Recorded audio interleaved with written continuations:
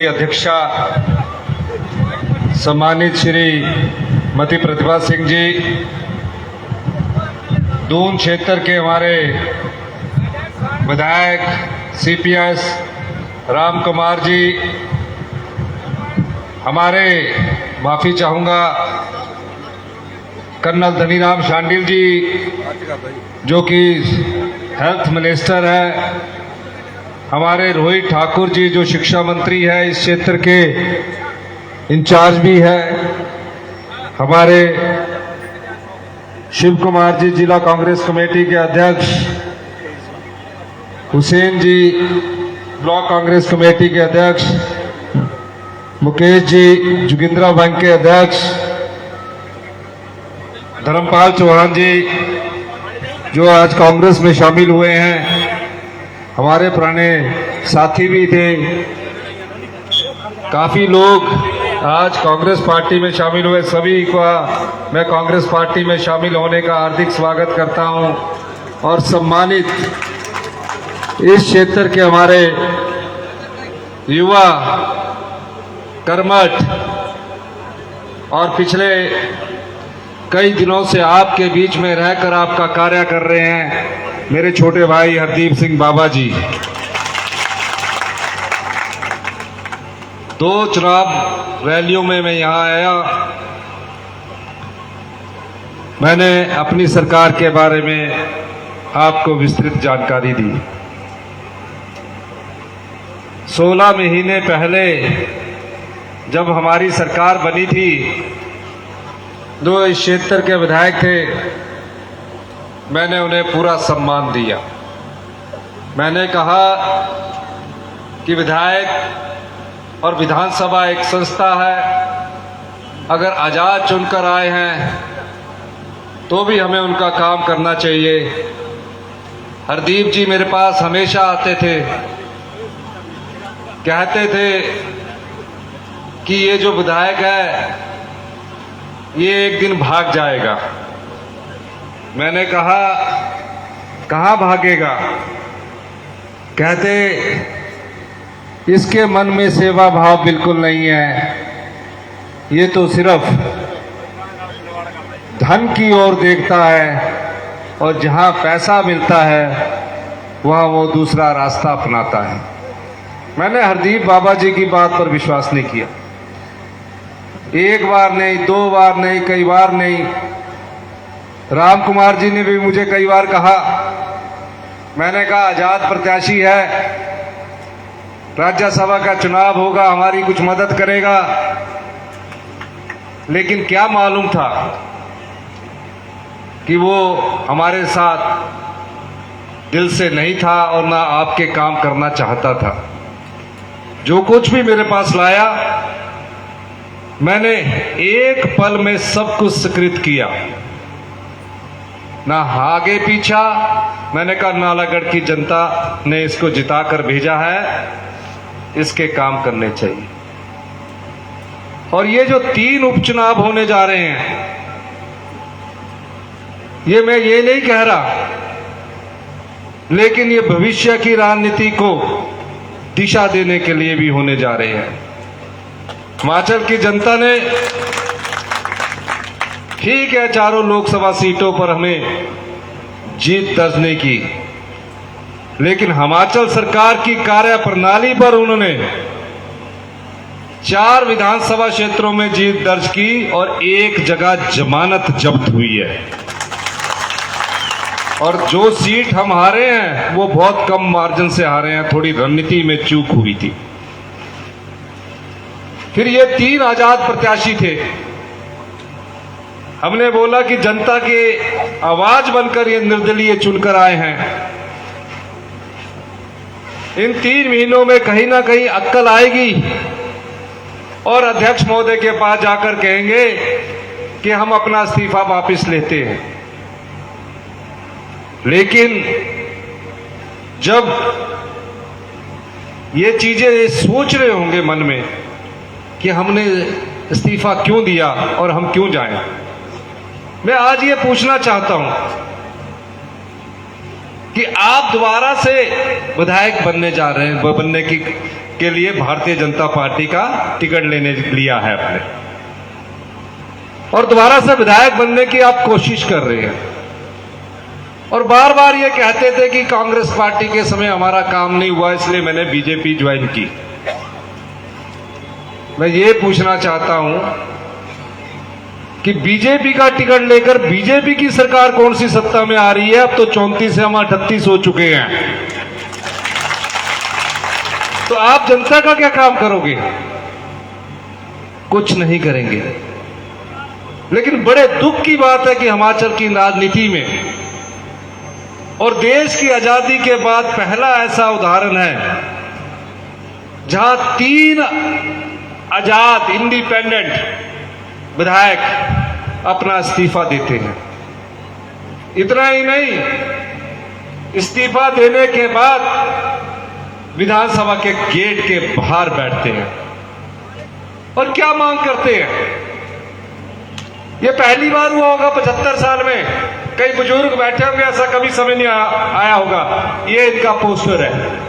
कह रहे हैं माननीय अध्यक्ष महोदय, हमारा इस्तीफा स्वीकार कर लीजिए।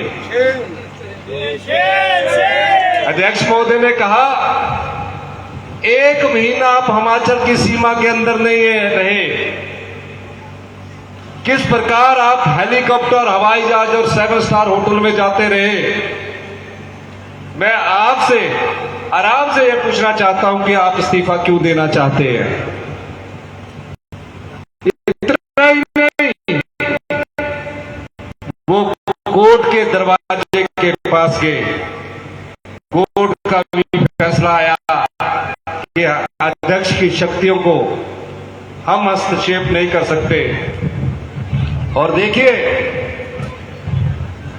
3 जून को इनका इस्तीफा स्वीकार हो जाता है। ये कोशिश भी नहीं करते हमारा इस्तीफा वापस लेने के लिए हम एप्लीकेशन डालें। ऐसा क्यों होता है? ऐसा इसलिए होता है, जिस राजनीतिक मंडी में आप बिकते हैं, आप पैसा लेते हैं, पैसा लेने के बाद आप उस पार्टी के गुलाम हो जाते हैं। पार्टी कहती है कि आपको इस्तीफा देना पड़ेगा। मंडी में आप भावनाओं को भेजा और आपके पास रहे हैं।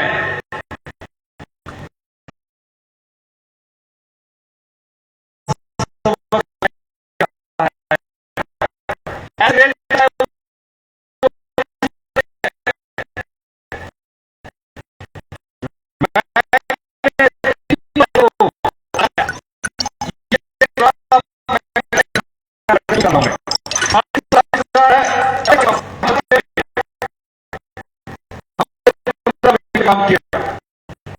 जनता पार्टी ये कहती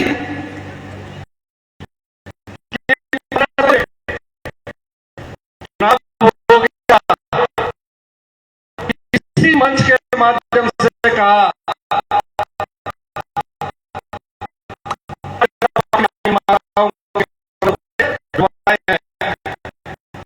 नहीं करता,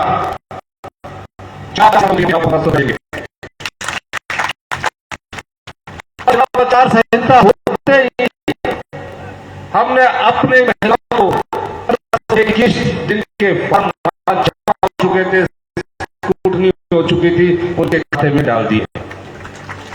मैं जा रहा हूं, वहां भी 1500 रुपया खाते में डालने के लिए जा रहा हूं। अगर हमें राजनीतिक वोटिंग करनी होती तो ओपीएस क्यों देते? चुनाव तो 2027 में था, 1500 चुनाव तो 2027 में था। नहीं, वो आपका पैसा है जो भ्रष्टाचार के चोर दरवाजे बंद करके हमने अपनी माताओं बहनों के लिए ये 1500 रुपए की मासिक पेंशन लगाई। 1500 नहीं दिए, अप्रैल के 1500, मई के 1500 और जून के भी 4500 एडवांस डाल दिए हैं। सब महिलाओं से हिमाचल प्रदेश में पूछ लेना। मैं इतना कहना चाहता हूं, 3.5 साल हमारी सरकार है। मैं दावे के साथ कह सकता हूं, इनका चुनाव बड़ी सोच समझ कर किया गया है,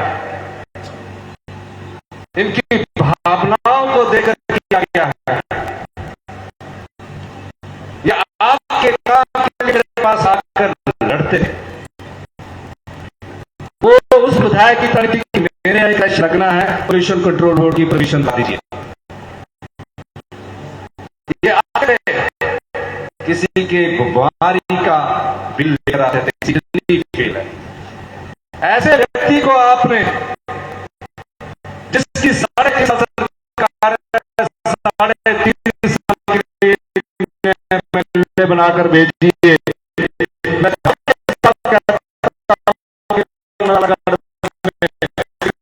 नहीं जाएगी। आप लगा रहे हैं,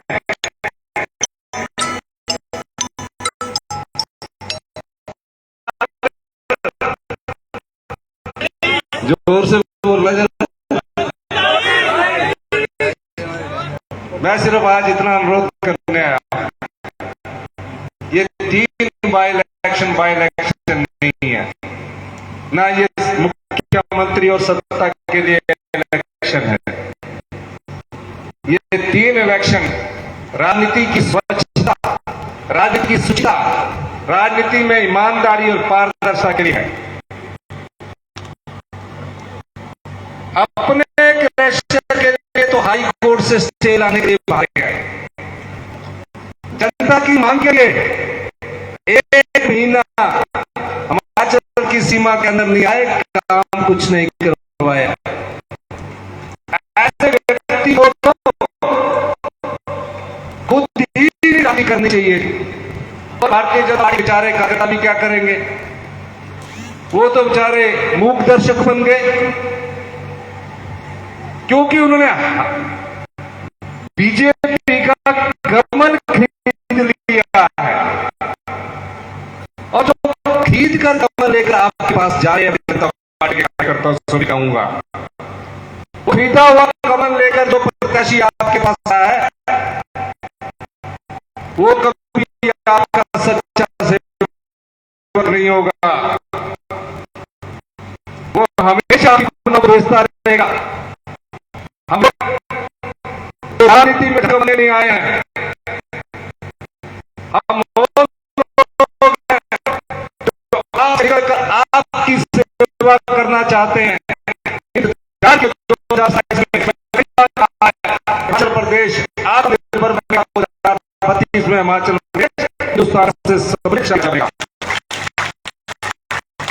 ये लड़ाई मेरी नहीं है, न हमारी सरकार की है, ये लड़ाई ईमानदारों के बीच हो रही है। यहाँ ईमानदारी और बेईमान के बीच लड़ाई होने जा रही है। आपको ईमानदारी का साथ देना है, जो बेईमान राजनीतिक मंडली के हैं उसे सबक सिखाना है। तो क्या आप सबक सिखा नहीं पाओगे? जोर से बोलो। अगर आप उन्हें सबक सिखाएंगे, आज हम सरकार में है, मुख्यमंत्री है, भविष्य की राजनीति में कोई किसी विधायक को और कोई भी पार्टी खरीदने की हिम्मत नहीं रख सकेगी, आपकी भावनाओं को खरीदने की कोई हिम्मत नहीं रख सकेगी। तीनों चुनाव हमारे लिए बड़े महत्वपूर्ण है। जो जयराम ठाकुर कहते थे कि सरकार बनेगी, अभी आगे झूठ बोलेंगे, कहेंगे कि हमारी सरकार बनी है। अब कोई बिकने वाले को हमने टिकट नहीं दिया है, अब हमने ईमानदार वाले व्यक्ति को टिकट दिया है। आप लोग एक सुर में जब वोट डालने जाए तो ये सोच जाए कि नालागढ़ के जो विधायक थे, जिसको आपने 5 साल के लिए चुनकर भेजा था, 5 साल के लिए चुनकर भेजा था, आजाद थे, कांग्रेस पार्टी नहीं काम कर रही थी, बीजेपी के साथ बैठ जाते, कोई रोक रहा था हमको? क्यों इस्तीफा दिया? जब वो नोटों से भरे टैक्सी होते हैं ना, वो भावनाओं को खींच लेते हैं। बुद्धि भ्रष्ट हो जाती है। इनकी बुद्धि भ्रष्ट हो गई है।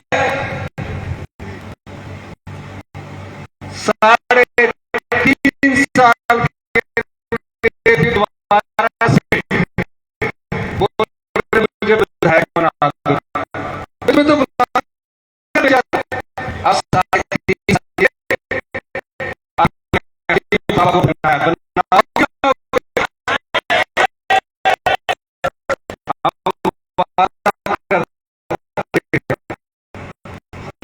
हमने तो कहा क्या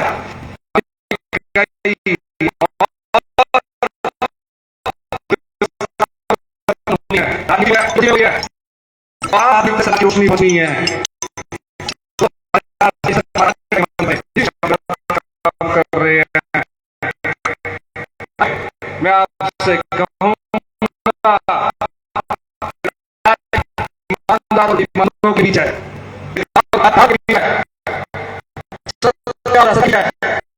हमारे गुणवान के बीच है।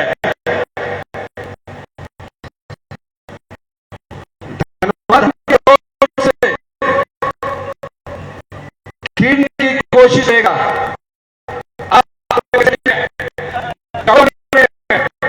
सबसे पहले आपको पैसे देने की डबल ले, लेकिन धनवान और गुणवान लड़ाई में आपको गुणवान को जीतना है। गुणवान हमारे हरदी बाबाजी है।